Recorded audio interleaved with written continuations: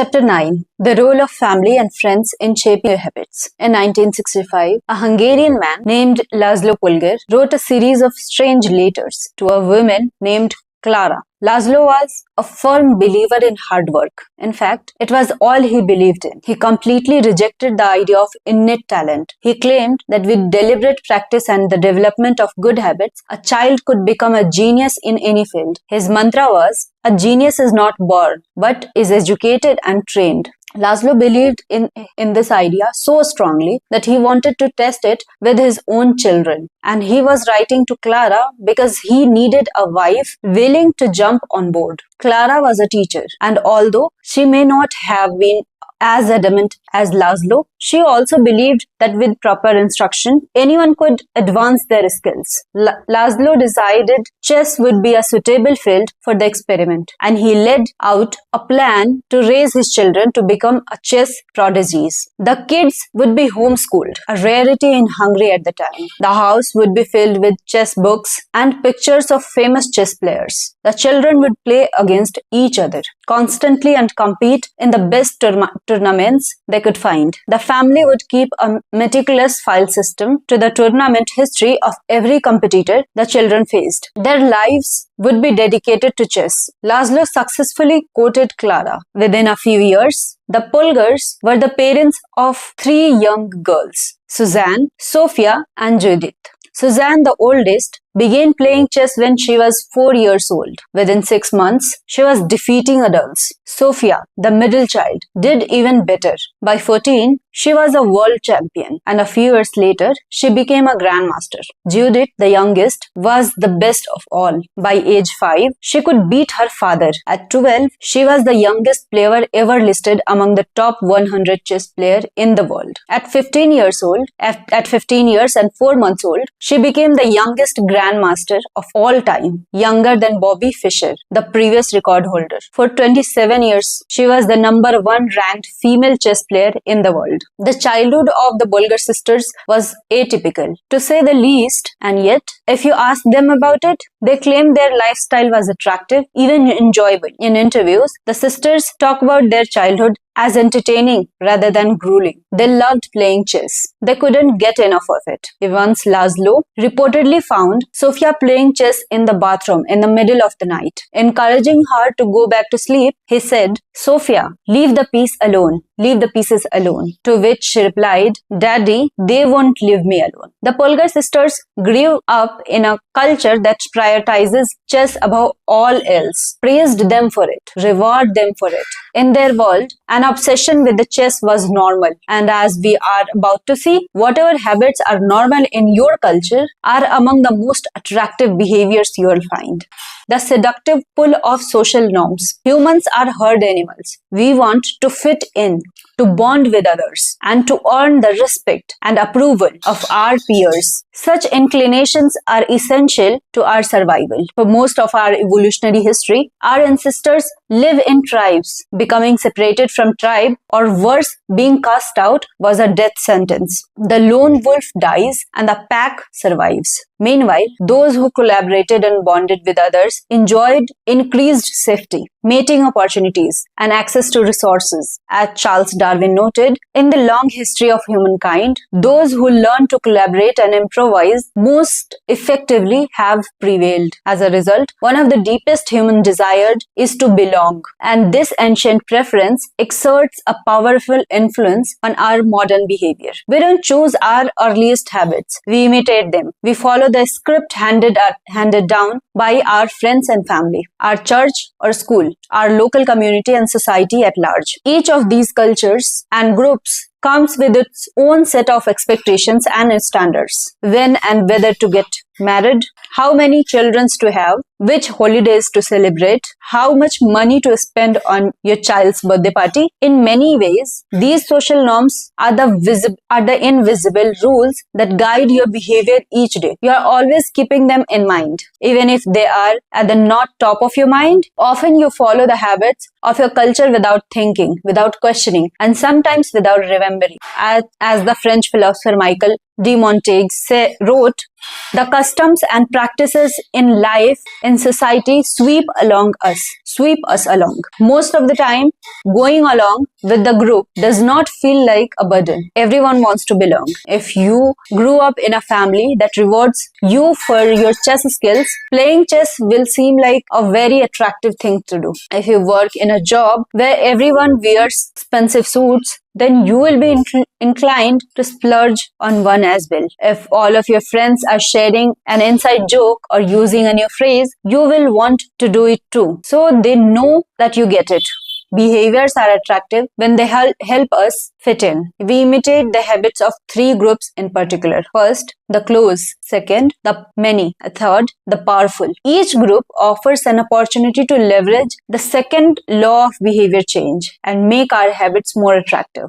The first one, imitate the close. Proximity has a powerful effect on our behavior. This is true of the physical environment, as we've discussed in chapter 6, but it is also true of our social environment. We pick up habits from the people around us. We copy the way our parents handle arguments, the way our peers flirt with one another, the way our co-workers get results. When your friends smoke pot, you give it a try too. When your wife has a habit of double checking that the door is locked before going to bed, you pick it up as well. I find that I often imitate the behavior of those around me without realizing it. In conversation, I'll automatically assume the body posture of the other person. In college, I begin to talk like my roommates. When traveling to other countries, I unconsciously imitate the local accent despite reminding myself to stop. As a general rule, the closer we are to someone, the more likely we are to imitate some of their habits. One groundbreaking study tracked 12,000 people for 32 years and found that a person's chances of becoming obese increased by 57% if he or she had a friend who became obese. It works the other way too. Another study found that if one person in a relationship lost weight, the other partner would also slim down about 1/3 of the time. Our friends and family provide a sort of invisible peer pressure that pulls us in their direction. Of course, peer pressure is bad only if you are surrounded by bad influences. When astronaut Mike Massimino was a graduate student at MIT, he took a small robotics class. One of the 10 people in the class, 4 became astronauts. If your goal was to make it into space, then that room was about the best culture you could ask for. Similarly, one study found that the higher your best friend's IQ at the age 11 or 12, the higher your IQ would be at the age 15. Even after controlling for natural levels of intelligence, we soak up the qualities and practices of those around us. One of the most effective things you can do to build better habit is to join a culture where your desired behavior is the normal behavior. New habits seem achievable when you see others doing them every day. If you are surrounded by fit people, you are more likely to consider working out to be a common habit. If you are surrounded by jazz lovers, you are more likely to believe it's reasonable to play jazz every day. Your culture sets your expectation for what is normal. Surround yourself with people who have the habits you want in your life to have yourself. You will rise together. To make your habits even more attractive, you can take this strategy one step further. Join a culture where first, your desired behavior is the normal behavior. Second, you already have something in common with the group. Steve Kamb, an entrepreneur in New York City, runs a company called Nerd Fitness, which helps nerds, misfits, and mutants lose weight, get strong, and get healthy. His clients include video game lovers, movie fanatics, and average Joes who want to get in shape. Many people feel out of the place the first time they go to the gym or try to change their diet. But if you are already similar to the other members of the group in some way, say your mutual love of Star Wars, change become more appealing because it feels like something people like you already do. Nothing sustains motivation better than the belonging to the tribe. It transforms a personal quest into a shared one. Previously, you were on your town. Your identity was singular. You are a reader. You are a musician. You are an athlete. When you join a book club or a band or a cycling group, your identity becomes linked to those around you. Growth and change is no longer an individual pursuit. We are readers, we are musicians, we are cyclists. The shared identity begins to reinforce your personal identity. This is why remaining part of the group after achieving a goal is crucial to maintaining your habits. It's friendship and community that embedded a new identity and help behaviors last over the long run. Second, imitating the many. In 1950s, psychologist Solomon conducted a series of experiments.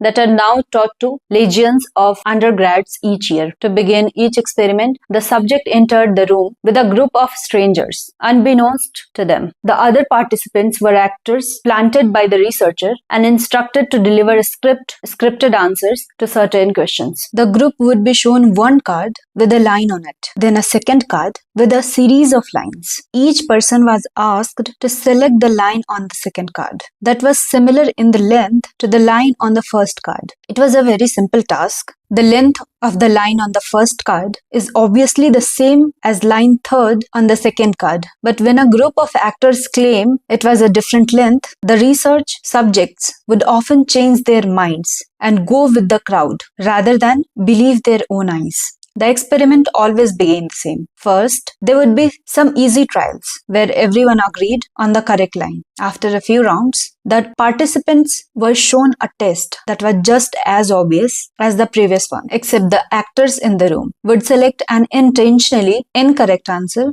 For example, the line on the first card is equal to first line in the second card. Everyone would agree that the line were the same, even though they were clearly different. The subject, who is unaware of the rush, would immediately become bewildered. Their eyes would open wide. They would laugh nervously to themselves. They would double check the reactions of other participants. Their hesitation would grow as one person after another delivered the same incorrect response. Soon, the subject began to doubt their own eyes. Eventually, they delivered the same answer they knew in their heart to be incorrect. As Solomon ran this experiment many times and in different ways, what he discovered was that as the number of actors increased, so did the conformity of the subject. If it was just the subject and one actor, then there was no effect on the person's choice. They just assumed they were in the room with the dummy. When two actors were in the room with the subject, there was still little impact. But as the number of people increased to 3 actors and 4 and all the way to 8, the subject became more likely to second guess themselves. By the end of the experiment, nearly 75%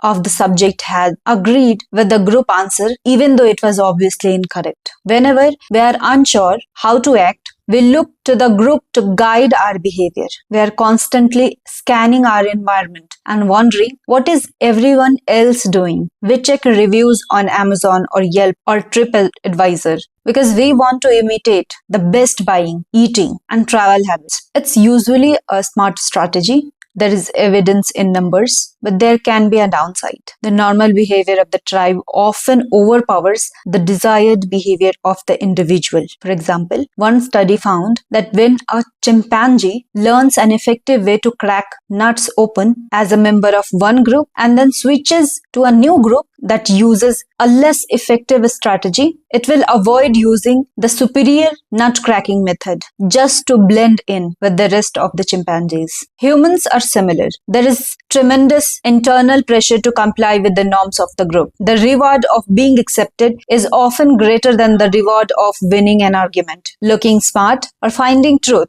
Most days, we'd rather be wrong with the crowd than be right by ourselves. The human mind knows how to get along with others. It wants to get along with others. This is our natural mode. You can override it. You can choose to ignore the group or to stop caring what other people think, but it takes work. Running against the grain of your own culture requires extra effort. When changing your habits means challenging the tribe, change is unattractive. When changing your habits means fitting in with the tribe, change is very attractive. Third, imitating the powerful. Humans everywhere pursue power, prestige, and status. We want pins and medallions on our jackets. We want precedent or partner in our titles. We want to be acknowledged, recognized, and praised. This tendency can seem vain, but overall, it's a smart move.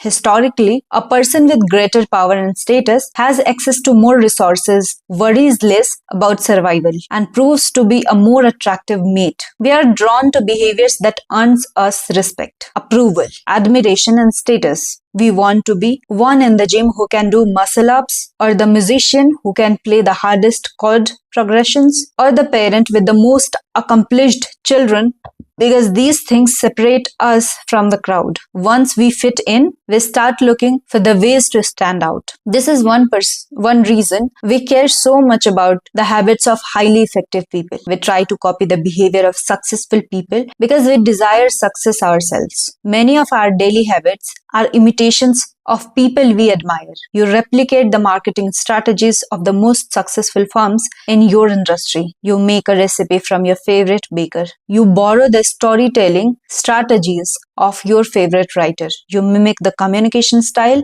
of your boss. We imitate people we envy. High status people enjoy the approval, respect, and praise of others. And that means if a behavior can get us approval, respect, and praise, we find it attractive. We are also motivated to avoid behaviors that would lower our status. We trim our hedges and mow our lawn because we don't want to be the slob of the neighborhood. When our mother comes to visit, we clean up the house because we don't want to be judged. We are continually wondering, what will others think of me, and altering our behavior based on the answer. The Polgar sisters, the chess parodies mentioned at the beginning of this chapter, are evidence of the powerful and lasting impact social influences can have on our behavior. The sisters practiced chess for many hours each day and continued this remarkable effort for decades. But these habits and behaviors maintained their attractiveness in part because they were valued by their culture.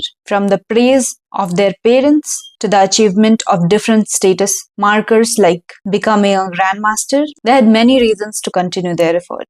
Chapter summary. First, the culture we live in determines which behaviors are attractive to us. Second, we tend to adopt habits that are praised and approved of by our culture because we have a strong desire to fit in and belong to the tribe. Third, we tend to imitate the habits of three social groups: the close, family and friends; the many, the tribe; and the powerful, those with status and prestige. Fourth, one of the most effective things you can do to build better habits is to join a culture where first, your desired behavior is the normal behavior, and second, you already have something in common with the group. Fifth, the normal behavior of the tribe often overpowers the desired behavior of the individual. Most days, we'd rather be wrong with the crowd than be right by ourselves. Sixth and last, if a behavior can get us approval, respect, and praise, we find it attractive. Chapter 10, how to find